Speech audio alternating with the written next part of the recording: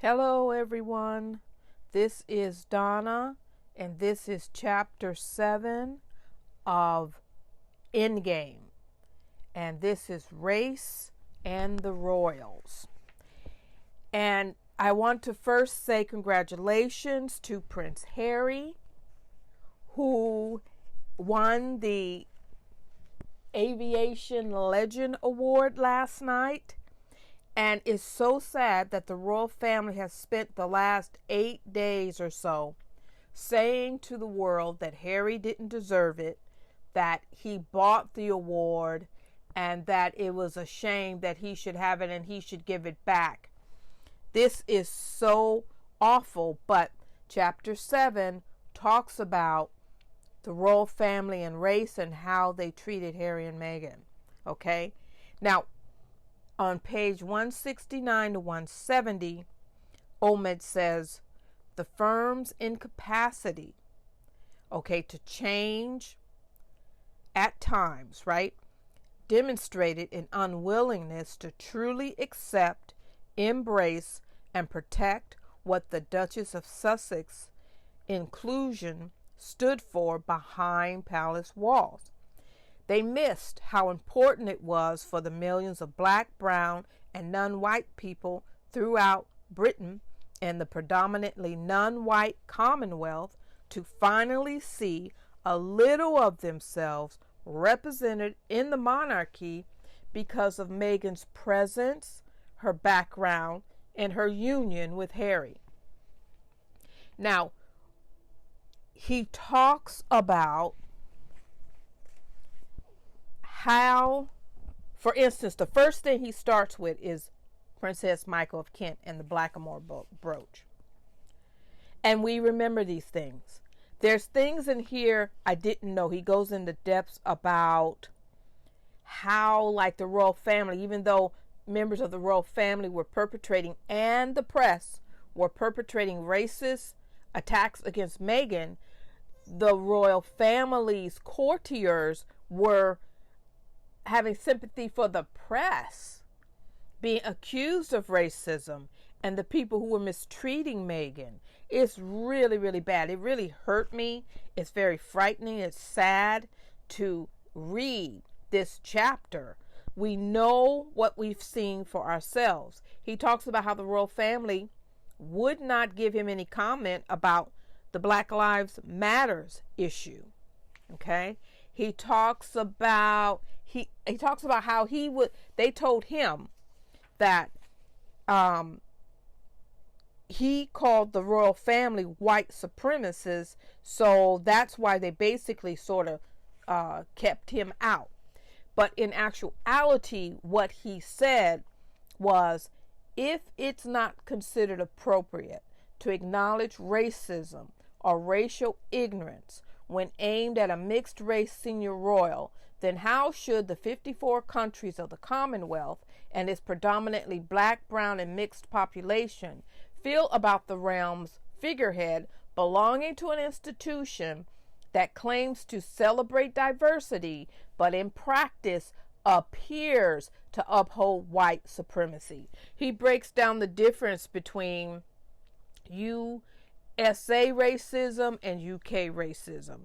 In the USA, it's done in Trumpism, police brutality, the education system, deep-rooted white privilege, and so on. In Britain, it shapeshifts. It lurks in the shadows. It's accepted discrimination, coded language, oppression, and things like that.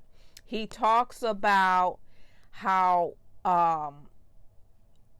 black women in the United Kingdom are 4 more times likely to die during childbirth. Now, the things that black people go through in one country, they go through all over in black, brown people and non-white people.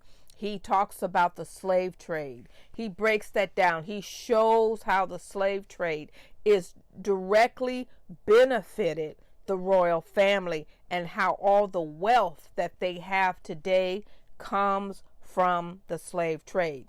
He says there's a lot of the 652 million pound estate inherited by King Charles from the Queen, all untaxed, can be traced back to the slave trade and empire.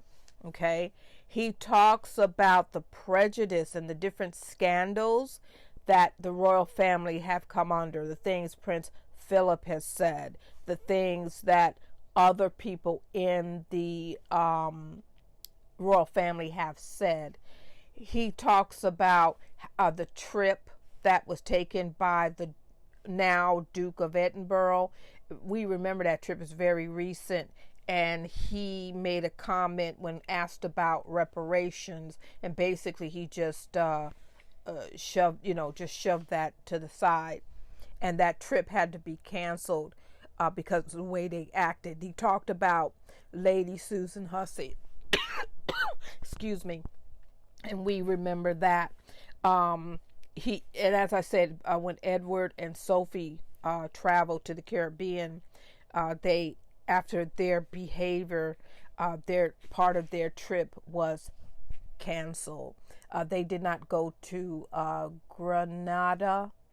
That was canceled. He talks about how the Dutch king, how he approached racism in his family, how he had it studied, how he had it proven, how he apologized, and how he actually took money and put it into doing things better. He opened up a museum, and he also gave money to other things in the Dutch country. And versus Prince Charles, who doesn't do that much. He does very little. It's like little baby steps. He talks about how Charles felt that the going to get Prince Harry speaking out against the papers, how that was a bad idea. And he talks about the danger that the Princess Meghan was in, how they were talking about someone should pop her moon bump, and how her life was in danger, and how the royal family even then wouldn't do anything about it. This chapter 7 is very, very good. They talked about how the tropes they used against the Duchess, about how she was Duchess difficult because she wouldn't just go along with everything that they would do, because they were used to just having people say nothing, and they thought she should be grateful. And then when she left, well, they just couldn't believe that. This chapter is very good. He talked about how he was being bullied. He talks about how let's see, it's just so much in here. He talks about how Prince Charles does have a history of supporting minority groups. He launched the Prince's Trust and the people that he helped. But Omed always does that. This book is very even, and it's very truthful. He talks about the good and the things they tried to do. He talked about, and this is the chapter when he says that Princess Kate had something to do about recollections may vary. And he talks about how they waited to see how people reacted. And basically it's a he said, she said point. So this is a good chapter.